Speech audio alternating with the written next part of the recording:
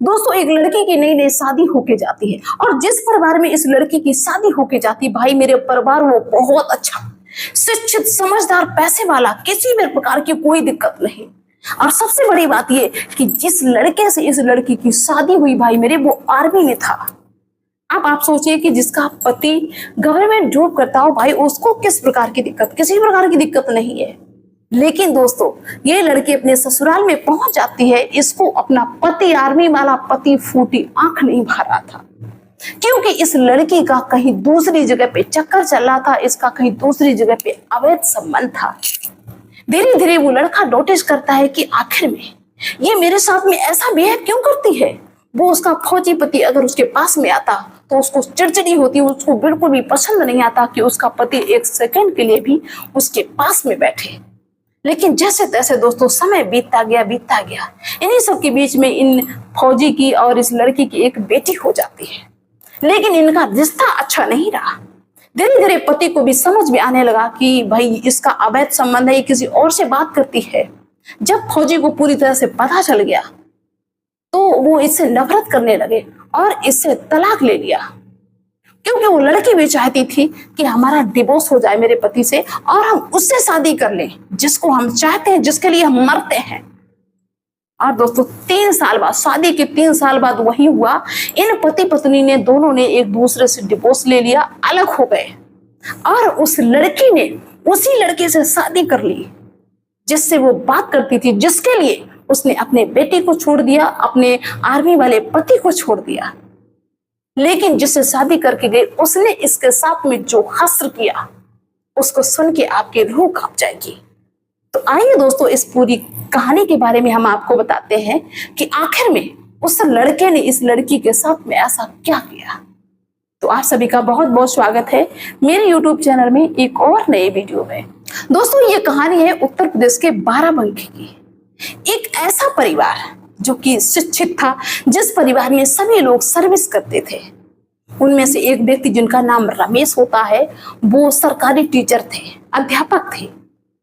तो जाहिर सी बात है कि उनके घर का माहौल, जो भी पैसा ऐसा सब कुछ बढ़िया था, तो सब कुछ अच्छा चल रहा था। उनके 2 बेटा और 1 बेटी थी। बेटी सबसे बड़ी थी जिसका नाम महिमा था। वो ग्रेजुएशन कंप्लीट करने के बाद में बीटीसी वगैरह सब कंप्लीट कर लेती है। इसके बाद में उसकी शादी के लिए उसके पिताजी जो रमेश अध्यापक थे, वो लड़का देखने लगते हैं और वो लड़का सर्विस वाला देखते हैं। लेकिन ये लड़की एतराज करती है कि मुझे अभी शादी नहीं करनी, मुझे अभी शादी नहीं करनी। तो उसके घर वाले कहते हैं कि भाई शादी की उम्र है, शादी कब करोगी, शादी तो करनी होगी। क्योंकि ये लड़की अपने ताऊ जी की बेटी के देवर से बात करती थी। उस पे ये फिदा थी, जो कि पूरी तरह से बेरोजगार था, कुछ भी नहीं करता था, हीरोपंती करता था। ये लड़की उस पे फिदा थी। इसके पिताजी चाहते थे कि हम अपनी बेटी की शादी एक सर्विस वाले लड़के से करें। ये धीरे धीरे अपनी बात को बताती है, लेकिन घर वाले विरोध करते हैं। ये कहते हैं कि हम वहां शादी करेंगे, लेकिन घर वाले विरोध करते हैं कि अरे वो बेरोजगार है, उससे शादी करके क्या करोगी। जैसे तस्ते भाई मेरे, इस लड़की की शादी एक अच्छे परिवार में फिक्स हो जाती है, जहां भी सभी लोग सर्विस वाले थे, पढ़े लिखे थे, शिक्षित थे, अच्छे थे। और जिस लड़के से शादी तय होती है वो लड़का आर्मी में था, उसका नाम अर्जुन था। अब भाई घर में खुशी का माहौल। ये लड़की खुश नहीं थी, बाकी सब खुश थी, भैया दामाद बहुत अच्छा मिल गया है और लड़का भी बहुत सुंदर था। जैसे तैसे खींच तान के इस लड़की की शादी हो जाती भाई, और ये अपने ससुराल में जाती है। लेकिन ये ससुराल में जाके ऐसा रिएक्ट करती है कि बाकी सबको तो छोड़ो, इसके पति को ये समझ में आए कि आखिर में इसको कमी क्या है। वो अपने पति से बड़ा तिड़क के बोलती है। उसको मतलब बिल्कुल भी पसंद नहीं आता था कि उसके पति उसके पास 1 मिनट भी खड़े हो जाए। वो ये सोचती थी ये मेरे पास से हट जाए ताकि हम उससे बात कर लें, जिससे उसका संबंध चलता था। अब आप ये देखिए दोस्तों आगे क्या होता है। धीरे धीरे ऐसे दोस्तों समय बीतता गया। उस लड़के की छुट्टी खत्म हो जाती है और वो ड्यूटी पे चला जाता है। ये लड़की को जब मौका मिलता है तब ये बात करती है उस लड़के से जिसको चाहती थी। जब उस लड़के का आर्मी वाले का फोन आता अर्जुन का, तो ये कोई ना कोई बहाना लगा देती कि अभी हम खाना बना रहे, अभी हम कपड़े धो रहे, बाद में करेंगे। वो लड़का कहता है ठीक है, और उसकी भी ड्यूटी होती थी, ड्यूटी के टाइम पे वो फोन नहीं कर पाता था, जब उसको टाइम मिलता था तब ये बहाना बना देती थी।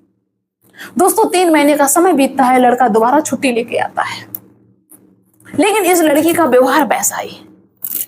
धीरे धीरे लड़के को शक होने लगा कि आखिर में ये मेरे साथ में ऐसा रिएक्ट क्यों कर रही है। वो इस लड़की के पीछे पड़ गया कि आखिर में पता तो लगाना पड़ेगा कि इसके दिमाग में चल क्या रहा है। तब वो देखता है कि जब वो लड़का सो जाता है, सोने की एक्टिंग करता है, तो ये लड़की चुपचाप से निकल के छत पे चली जाती है और 1-1 घंटे तक वहीं खड़े होकर फोन से बात करती। ये देख लेता है लेकिन कुछ नहीं कहता। रोज का इसका यही ड्रामा। इस लड़की को ये लगने लगा कि मेरे पति सो जाते हैं, ये जान नहीं पाते, लेकिन पति उसका पीछा करते थे और चुपचाप जब वो वापस आती थी तो चुपचाप लेट जाते थे ताकि इसको शक ना हो। कहीं ये बाथरूम के बहाने चली जाती। जब पति पूछते थे अरे कहाँ गई थी, तो कहे मुझे टॉयलेट लगी थी, टॉयलेट गए थे।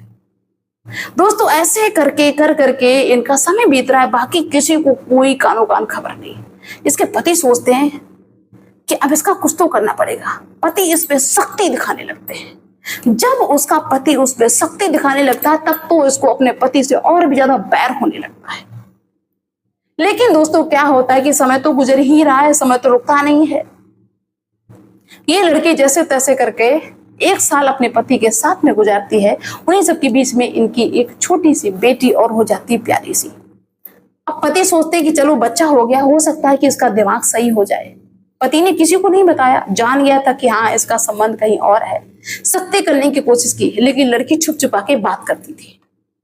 बेटी हो गई, लेकिन अपनी बेटी का उस औरत पे, उस महिला पे कोई फर्क नहीं पड़ा। वो बिल्कुल भी नहीं चाहती थी कि लड़की जिंदा बचे, वो तो चाहती थी कि आज ही मर जाए। पति परेशान। धीरे धीरे क्या होता है कि उस लड़के ने उस लड़के से और भी ज्यादा बात करना शुरू कर दिया। बेटी हो जाने के बाद में वो लड़का कहता है खुल के कि तू ये मुझे बता, तो सही से रहना चाहती है कि नहीं रहना चाहती है? अगर तुझको मेरे साथ में रहना नहीं था तो तूने मुझसे शादी क्यों की? मेरी जिंदगी तूने क्यों बर्बाद की? अपने पिताजी को तूने बता नहीं पाया कि हम शादी दूसरी जगह पे करेंगे, हम यहाँ पे नहीं करेंगे। दोस्तों इनके बीच में झगड़ा बढ़ जाता है, यहाँ तक कि पूरा घर परिवार सभी लोग जान जाते हैं। इसके मायके में शिकायत की जाती तो इसके मायके वाले डांटते हैं, चिल्लाते हैं, लेकिन क्या कर सके। वो लड़की कुछ दिन तो रुकी रहती, लेकिन अपने आशिक से बात करना बंद नहीं करती, छुप के छुपा के। अब तो ये खुलेआम बात करने लगी, कहती कि हम बात उसी से करेंगे, ज्यादा अगर कुछ करोगे हमसे तो हम तुम्हें मरवा देंगे। यहाँ तक कि दोस्तों मेरे भाई उस लड़की ने ना अपने बेटी को देखा, ना अपने घर परिवार को देखा, ना अपने माता पिता की इज्जत को देखा। वो खुला चैलेंज देने लगी कि आ तो मुझे सही से बात करने दो, नहीं तो मुझे डिवोर्स दे दो, हम तुम्हारे साथ में रहना नहीं चाहते, मेरा हिसाब कर दो, हम उसी लड़के के साथ में रहेंगे, उसी के साथ अपनी जिंदगी हम काटेंगे, मुझे तुम्हारे साथ में नहीं रहना है। दोस्तों आखिर में अब कोई कैसे सहन करे? कहा वो आर्मी में, वो कैसे सहन करे? इतने दिन तक तो उसको बर्दाश्त किया।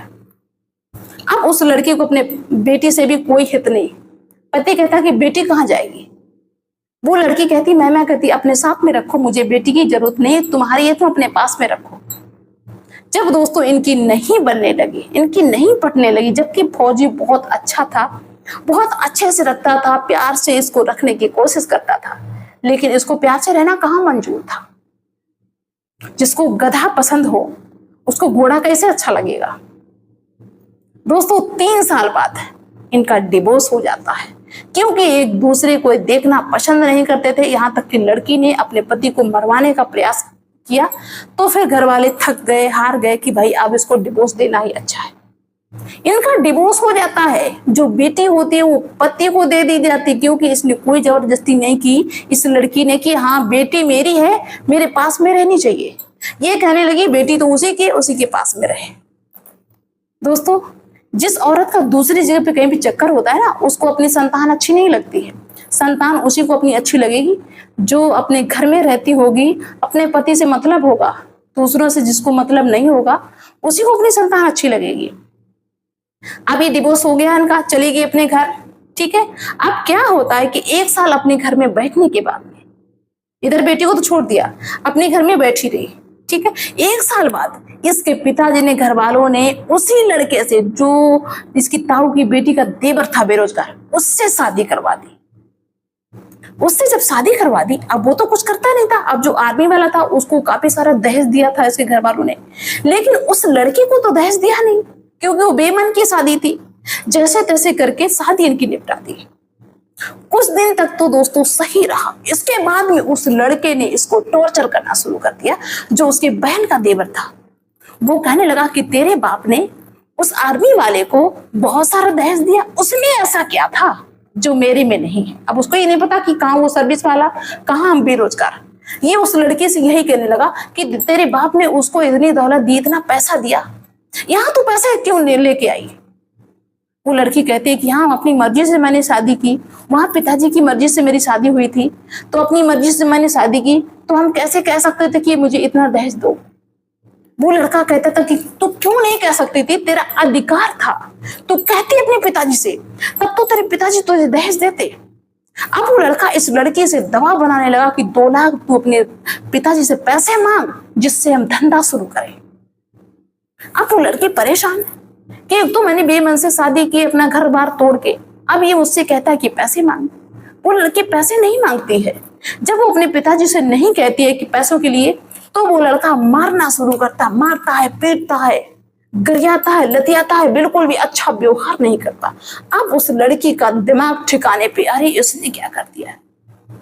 एक दिन रोते हुए अपने पिताजी से फोन करती है कि पिताजी वो 2 लाख रुपए मांगते हैं, अगर आपने 2 लाख रुपए नहीं दिए तो मुझे मार देंगे। पिताजी ने कहा कि तू कल मरती हो तो आज ही मर जा, लेकिन हमारा उस घर से कोई संबंध नहीं है, ना हम तुझे कोई पैसा दे पाएंगे, ना मेरा तुझसे कोई संबंध है।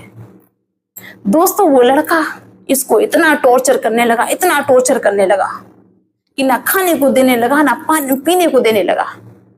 कहने लगा कि जा तू अपने मायके में बैठ जाके, अगर तू इतनी अच्छी होती तो अपने पति को छोड़ के नहीं आती। जब तू अपने संतान की नहीं हुई, तो अपनी बेटी की नहीं हुई, तो तू मेरी क्या होगी। मुझे तेरी जरूरत नहीं है, तेरे जैसी लड़कियां मुझे हजारों मिल जाएंगी, मुझे तो पैसे की जरूरत थी, पैसा तो लेके आए नहीं, अब तेरा हम क्या करें। हम जिसको चाहे उसको पटा लें, उससे बात कर लें, तो उससे मुझे क्या मिल रहा है।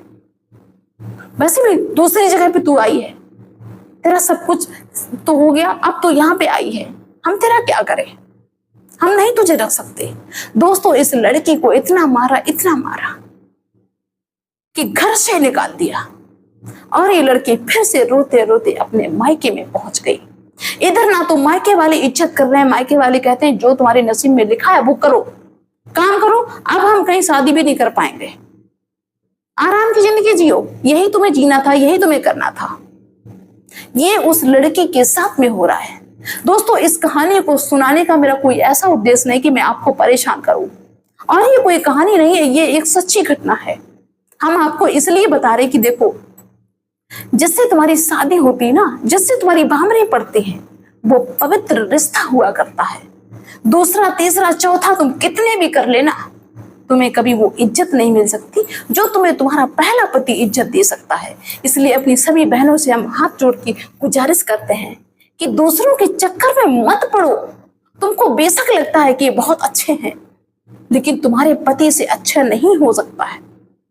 जहां पे तुम्हारे पिताजी शादी करें, या चलो तुमने भी अपनी मर्जी से शादी कर ली पहली बार, जो तुम्हारा पहला पति होगा वही तुम्हारा असली पति होगा। बाकी तो सब टाइम पास करने वाले, चाहे तुम 6 कर लो, 10 कर लो, 20 कर लो। किसी देवी देवता को देखा है दोबारा शादी, दूसरे व्यक्ति से शादी करते हुए, दूसरे देवता से शादी करते हुए?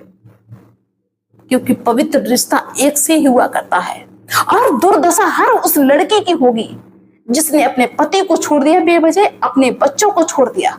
उसकी बच्ची भी भटक रही है, वो सोचती थी कि अभी दूसरा वाला तो मुझे बड़ा चांद पे ले जाएगा, लेकिन उसने उसको जमीन पे गाड़ दिया। अब वो वहां भी नहीं जा सकती है और वहां भी नहीं जा सकती है। ठोकरें खाएंगी पूरी जिंदगी, अच्छी खासी जिंदगी को बर्बाद कर दिया एक फौजी पति को छोड़ के। तो कोई भी ऐसा काम नहीं करेगा। इसीलिए हम आपको इस तरह की कहानी और इस तरह की घटनाएं सुनाते हैं। तो चलिए दोस्तों, मिलते हैं नेक्स्ट वीडियो में नेक्स्ट डे। और जो लोग मुझे पहली बार भाई देख रहे हो वो मेरे चैनल को सब्सक्राइब कर लें, ताकि जब भी हम कोई ऐसी कहानियां लेके आए सच्ची घटना से रिलेटिव, वो आप तक सबसे पहले पहुंचे। तो मिलते हैं नेक्स्ट वीडियो में नेक्स्ट डे। तब तक के लिए बाय सभी को।